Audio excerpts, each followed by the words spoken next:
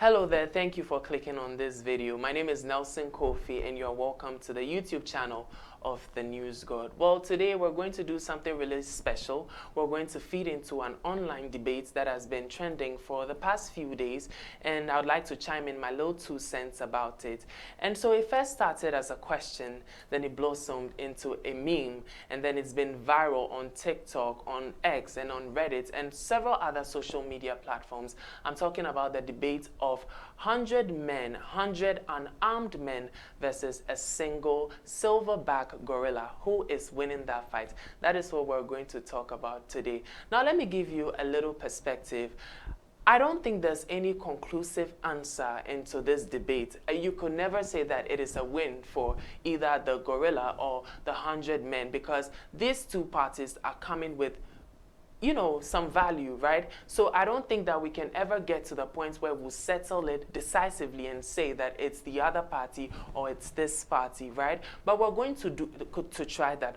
So let's set the tone for the conversation and know what we're working against, right? So first of all, the gorilla. Let me just give you some insights or some, I'm sure you're looking at it on your screen right now, but let me just give you like specifics of how that monster is built. Yes, I called him a monster. So first of all, it weighs about 400 to 500 pounds on average. That thing that you're seeing, it's weighing about 400 to 500 pounds, and that's about, that's about the weight of 3 fully grown men on average, like I said. Now, it has a staggering strength that is about 6 to 10 times of a fully blown man, a fully developed man. So you can see what we're working against here. And they can lift about 1,800 pounds of weight.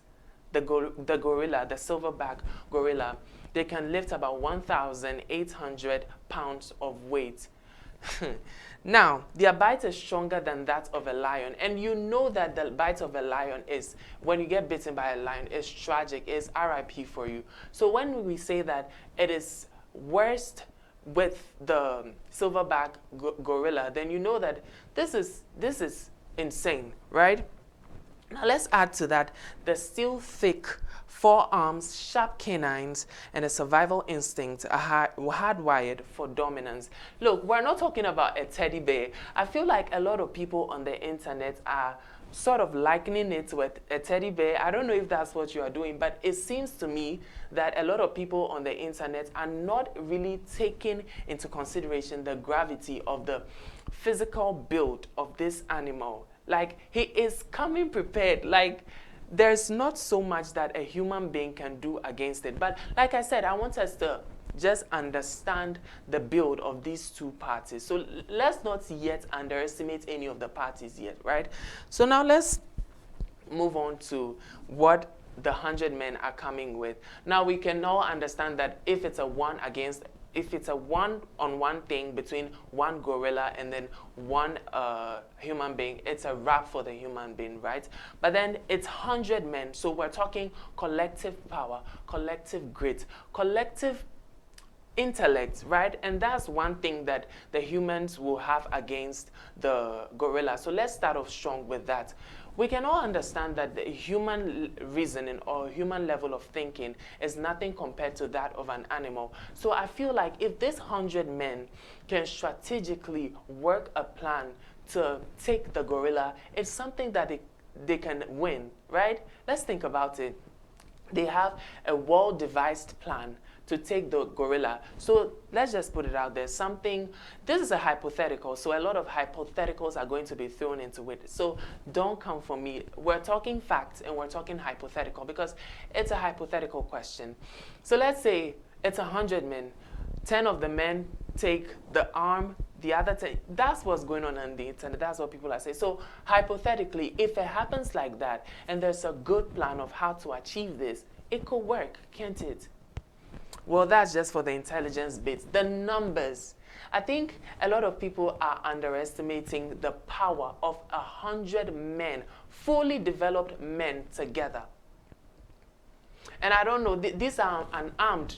Yes, I agree, but still, 100 compared to just one animal, look, is something that we should talk about. Could it happen?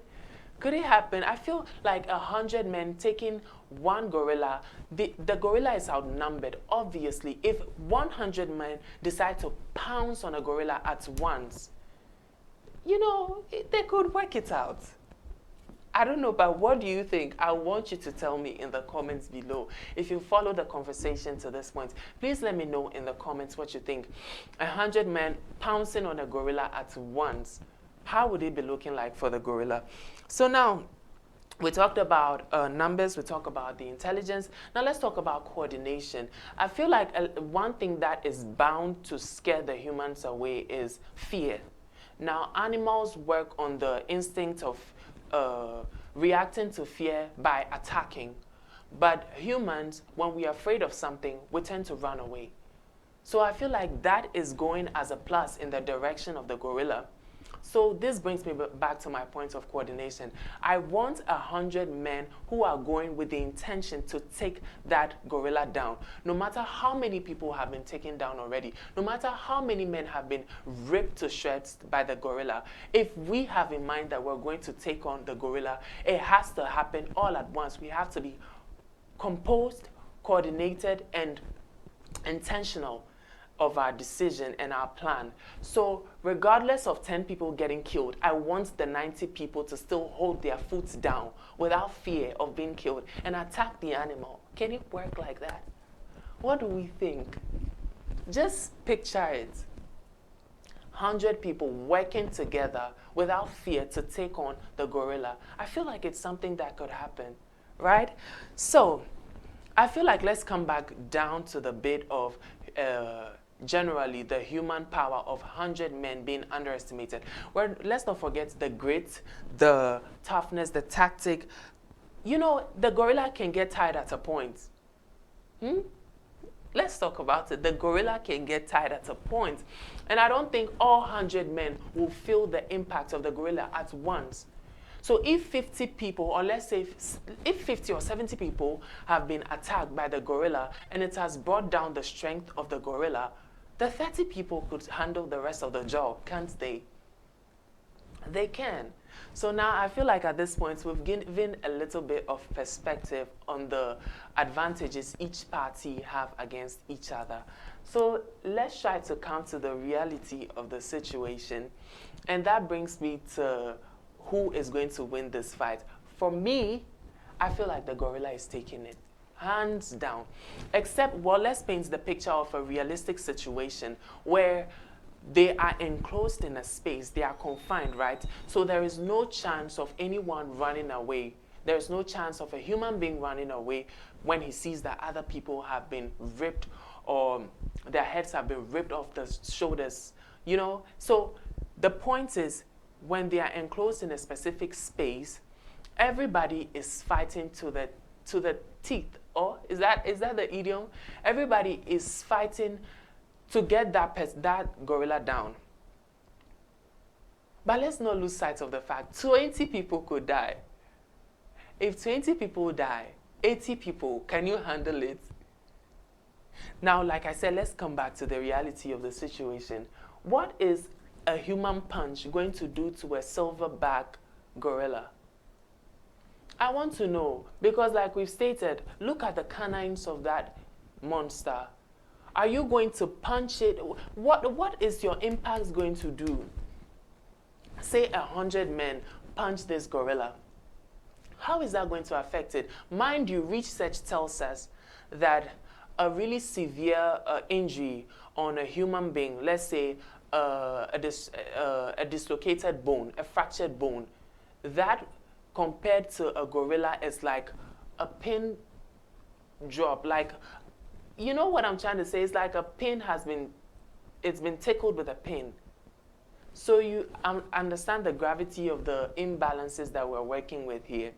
100 men would outnumber one single silverback gorilla. But when it comes to the mobility, the agility, the strength of this thing, have you seen how this thing moves? Have you seen how this thing moves? When he moves 1, 2, 3, 4, 5, at least 20 people are going down. Let's not even talk about dying.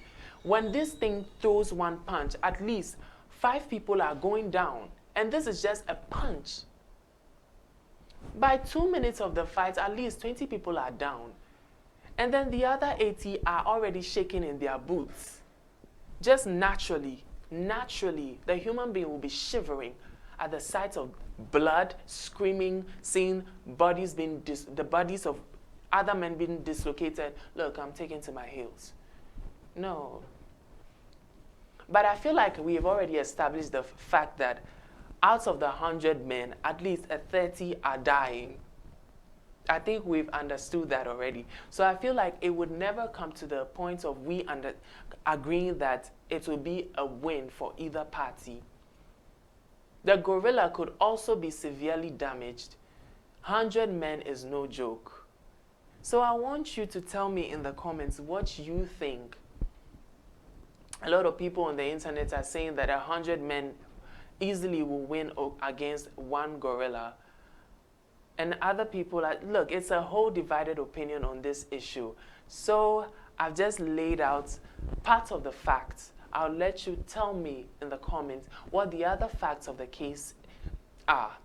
Okay, so let me know in the comments what else we've lost sight on, and we can continue the conversation. But if you ask me, I'm betting my bottom dollar on the gorilla. And that's just it. I don't see how 100 men are winning against the gorilla, because after he kills 20 people, you people are running away. You men are running away, especially if you get 100 men of my size. What are we going to do? No, for real, what are we going to do? So yeah, about the debate of 100 men against a single silverback gorilla, I am thinking, or I am stating emphatically, that it is not an easy win, but it is a hard win for the gorilla. And I'm drawing the curtains on the conversation at this point. Let me know in the comments your opinion on this issue so that we can continue the conversation over there. My name is Nelson Kofi. This is the News God. Thank you for watching.